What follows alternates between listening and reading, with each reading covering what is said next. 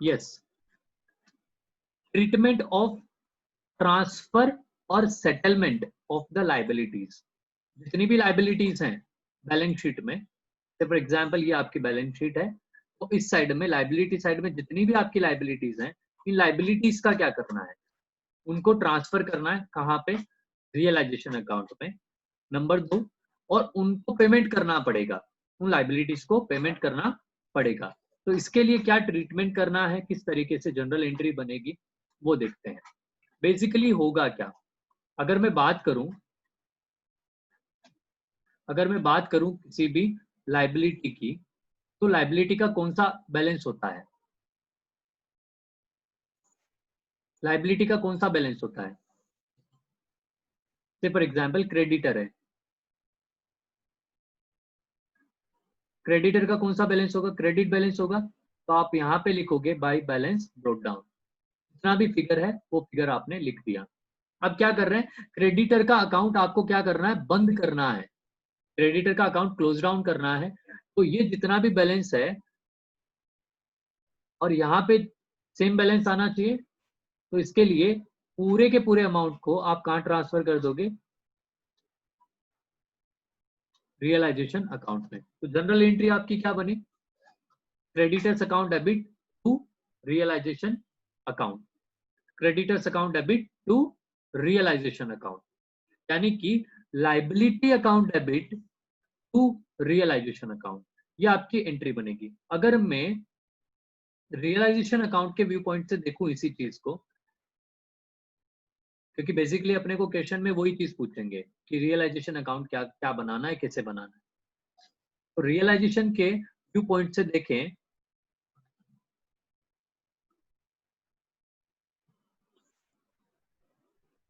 तो एंट्री क्या बनी थी, creditor account debit to realisation.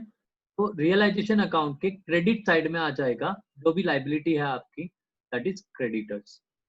और जितनी भी लाइबिलिटीज हैं, सारी लाइबिलिटीज को आपको इंडिविजुअली ट्रांसफर करना है, कहाँ पे, रियलाइजेशन अकाउंट में। से फॉर एग्जांपल आउटस्टैंडिंग सैलरी है, तो बाई आउटस्टैंडिंग सैलरी। अगर बैंक लोन है तो बाई बैंक लोन।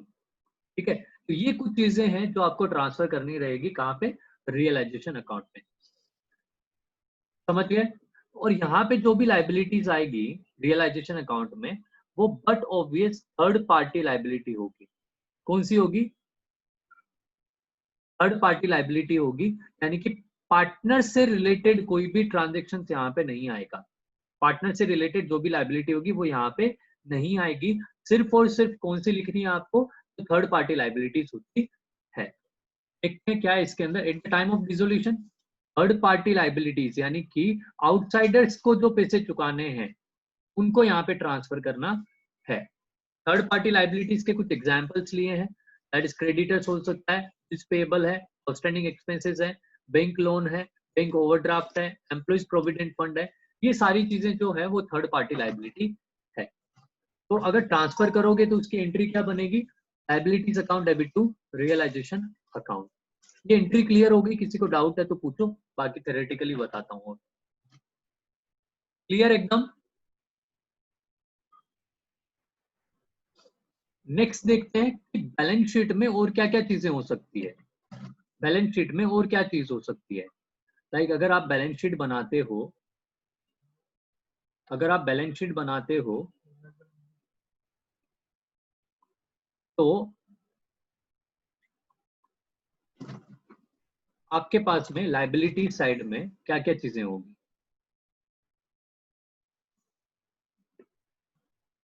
पार्टनर्स की कैपिटल हो सकती है, उसको तो छेड़ना ही नहीं है।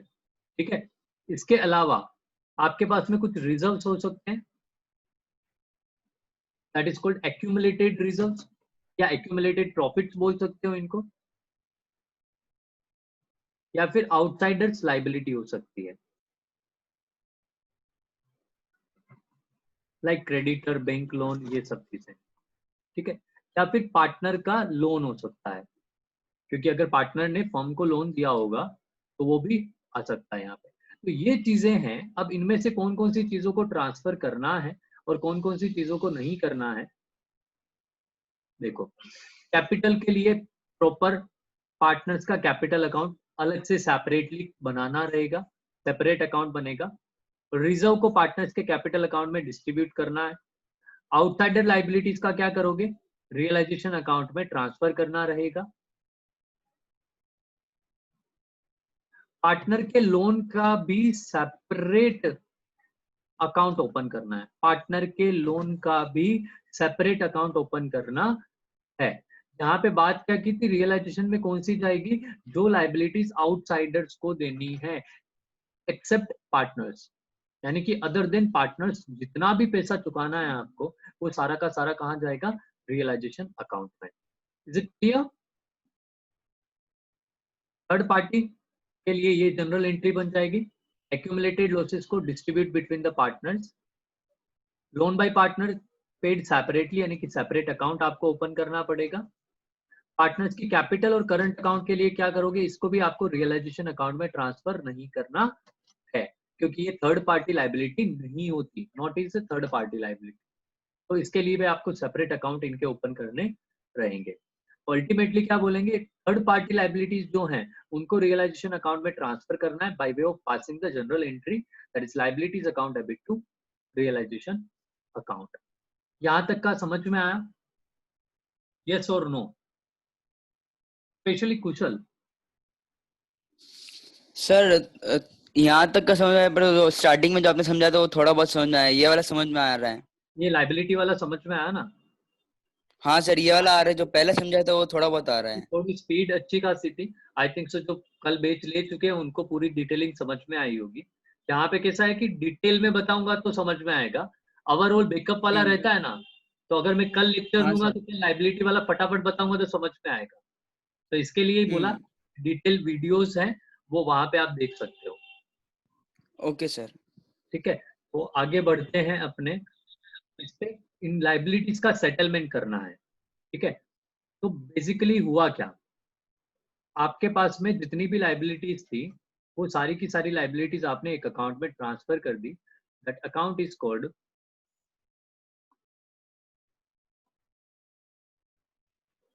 Realisation account.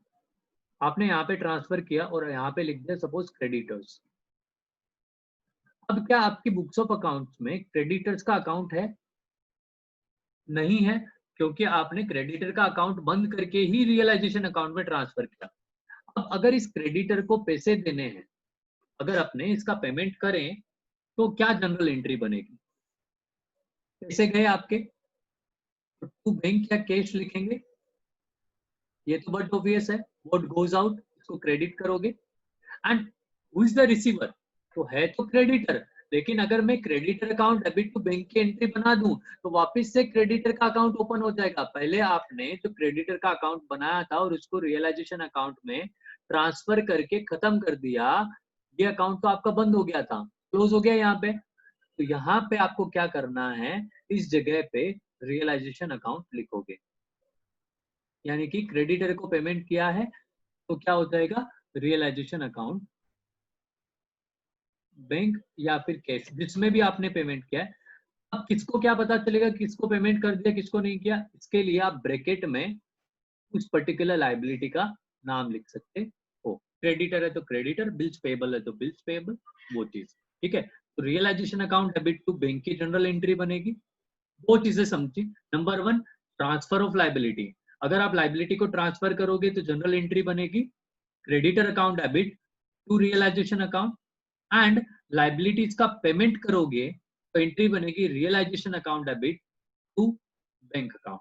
अब सपोज आपके पास में दो ऑप्शन होते हैं, आपके पास में दो ऑप्शन होते हैं,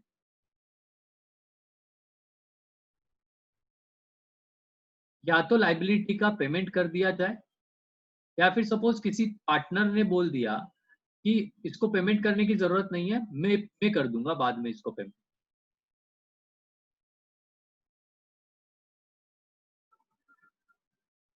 तो अगर आप पेमेंट करते हो कैश में या बैंक में तो आप यहाँ पे बैंक या कैश लिख दोगे। लेकिन अगर आप पेमेंट नहीं कर रहे, एक पार्टनर ने बोला मैं पेमेंट कर दूंगा, तो यहाँ पे उस पर्टिकुलर पार्टनर का नाम लिखना है।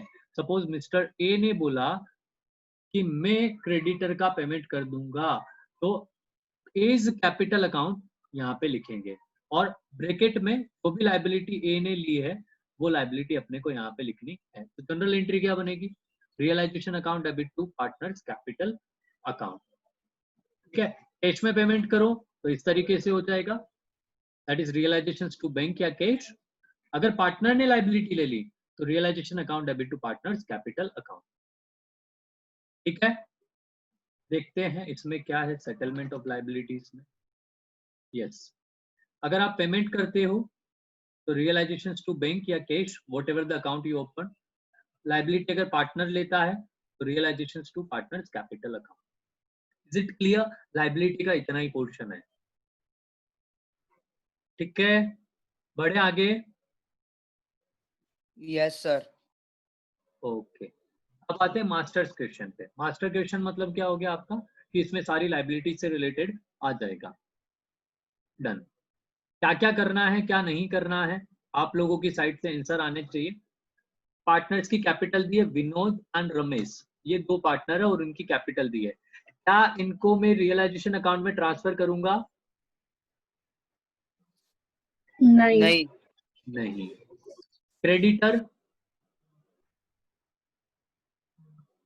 हाँ कि ना? Yes sir. Okay. Bills payable,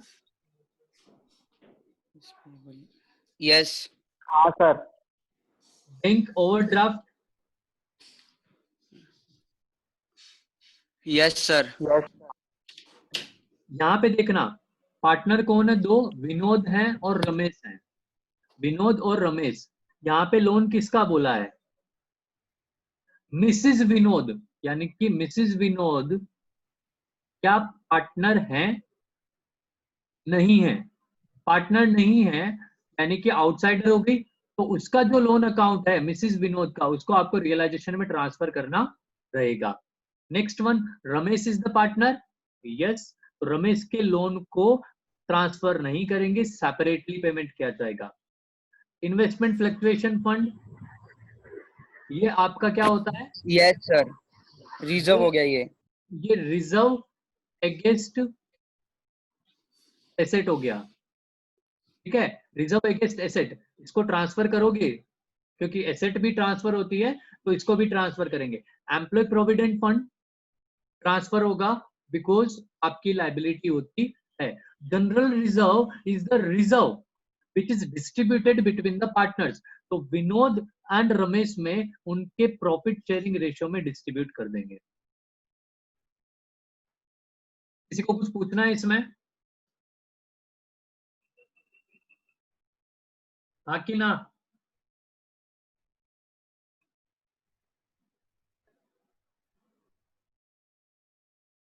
देखते हैं क्या बोला यहाँ पे। Point number 1, Vinod agreed to pay his wife loan, यानी कि मिसिस विनोद लोन था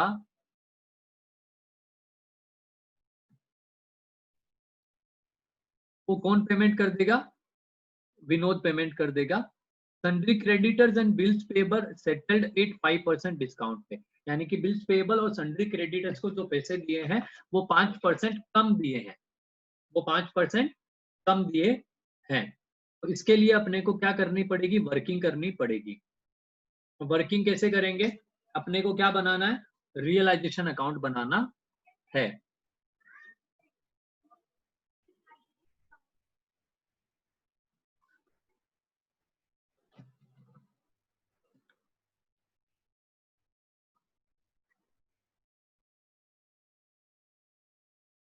ये अपना रियलाइजेशन अकाउंट,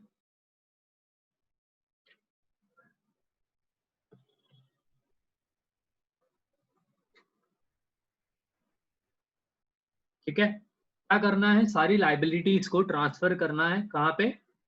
रियलाइजेशन अकाउंट के क्रेडिट साइड में। सारी लाइबिलिटीज कौन कौन सी लाइबिलिटीज हैं वन बाय वन देखते हैं। क्रेडिटर्स एक,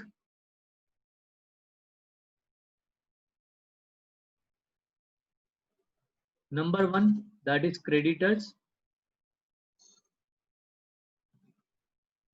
फिगर आ जाएगा 40,000 का।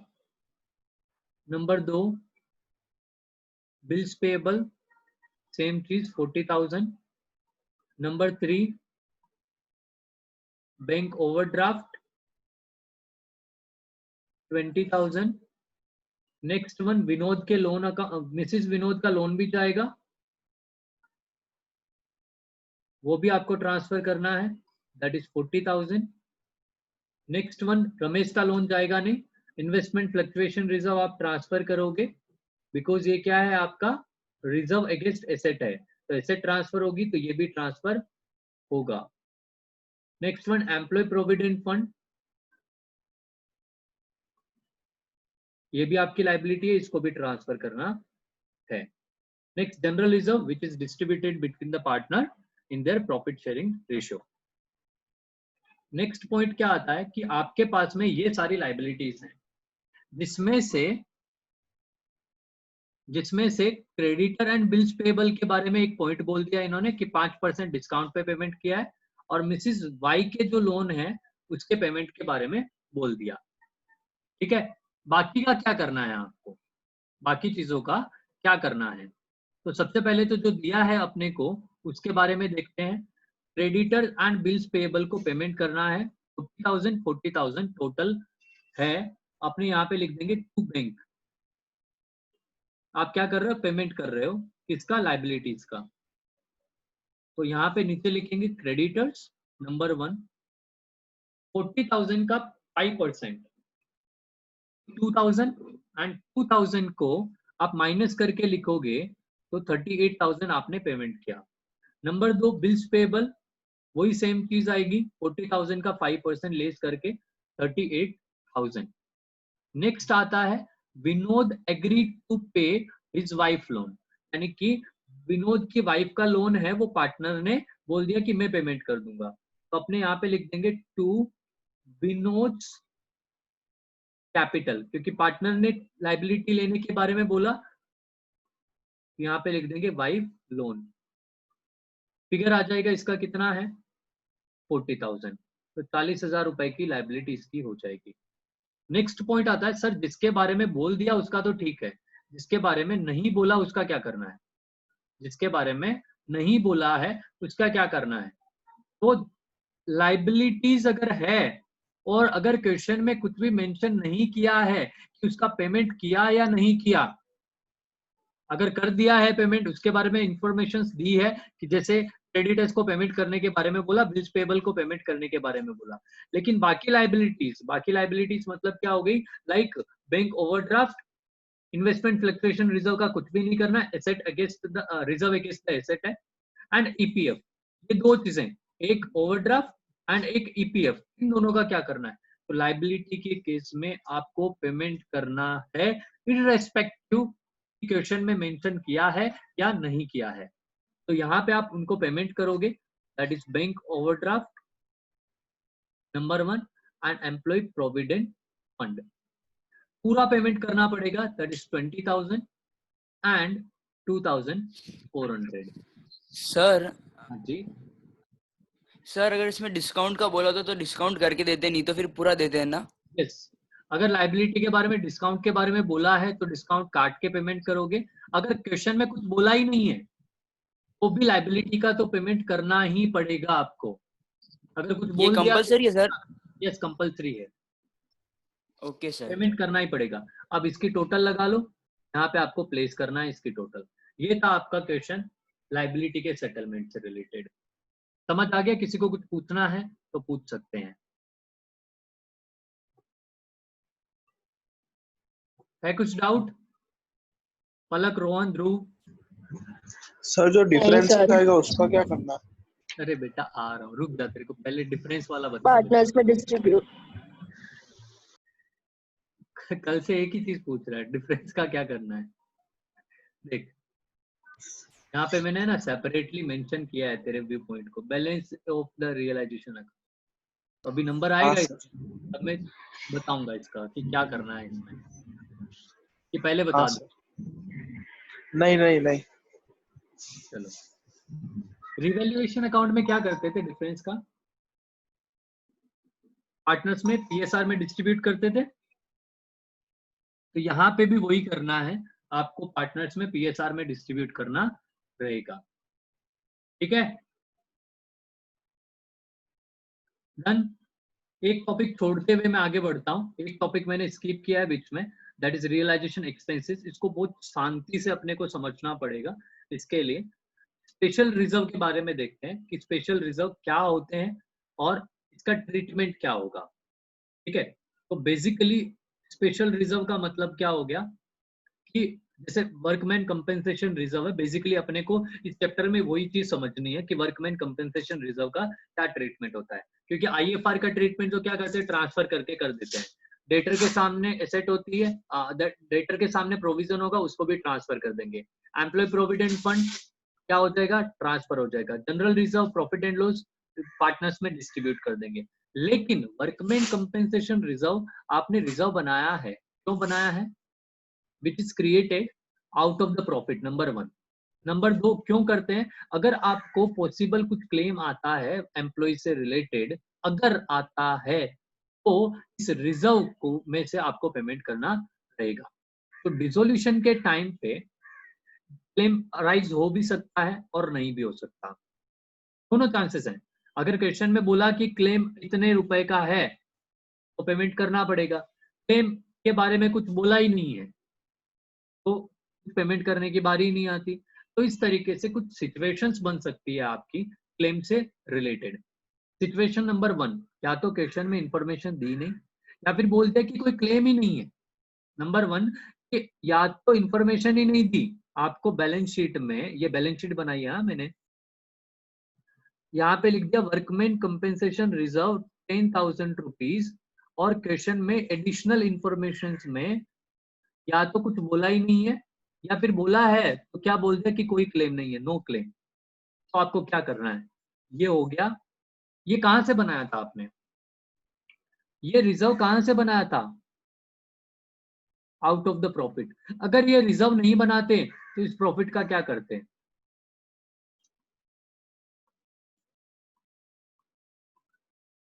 डिस्ट्रीब्यूशन किसमें, बिटवीन पार्टनर्स, यही करते। अगर ये रिजर्व आपने नहीं बनाया होता तो क्या होता, प्रॉफिट होता, आउट ऑफ द प्रॉफिट बनाया तो प्रॉफिट कम हुआ था।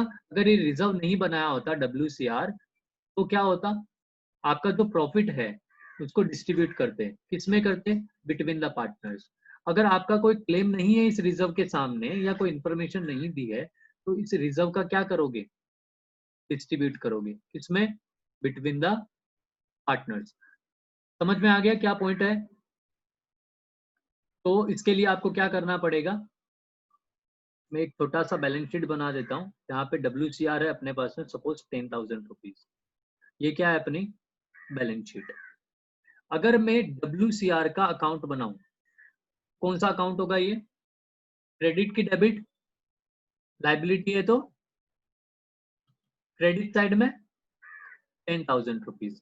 क्वेश्चन में क्या बोला कि कुछ इंफॉर्मेशन ही नहीं है, या तो no liability against the WCR या फिर कुछ इंफॉर्मेशन नहीं दी है। इस 10,000 रुपीज का क्या करोगे, पार्टनर्स में डिस्ट्रीब्यूट कर दोगे। तो 2 पार्टनर्स कैपिटल A B दो में डिस्ट्रीब्यूट कर देंगे, सपोज 4,000 एंड 6,000, इनका जो प्रॉफिट शेयरिंग रेशियो था उसमें।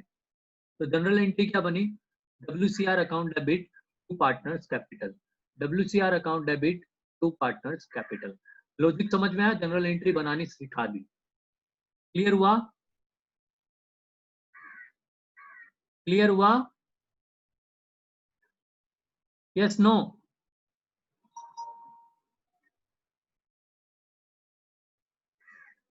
चलो आगे बढ़ते हैं। क्वेश्चन में कुछ मेंशन किया और बोला कि आपका सर WCR जो है वो 10,000 है, लेकिन जो क्लेम है वो आपका कम है, WCR से कम है, यानी कि अपने अमाउंट ले लेते हैं 9,000 का। ठीक है, अगर आपका क्लेम है 10,000, अगर आपका WCR है 10,000 का और जो क्लेम आ रहा है वो आ रहा है 9,000 का, तो जो इन दोनों का जो डिफरेंस है 1,000 रुपए का, उसका क्या करोगे, फर्स्ट काम डिस्ट्रीब्यूशन। और ये 9,000 रुपए का क्लेम आया तो इसको पेमेंट करना पड़ेगा इसको पेमेंट करना पड़ेगा। तो पेमेंट करोगे तो कहां से करोगे? रियलाइजेशन अकाउंट से। डन। पेमेंट करोगे तो कहां से करोगे?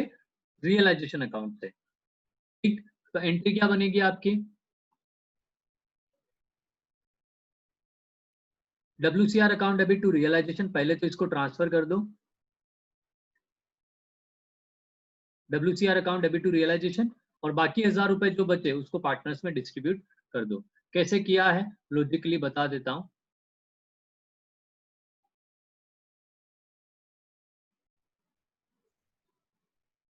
हाँ जी, अपना WCR का अकाउंट बनाया, उसका ओपनिंग बैलेंस लिखा आपने, by balance broke down 10,000 rupees.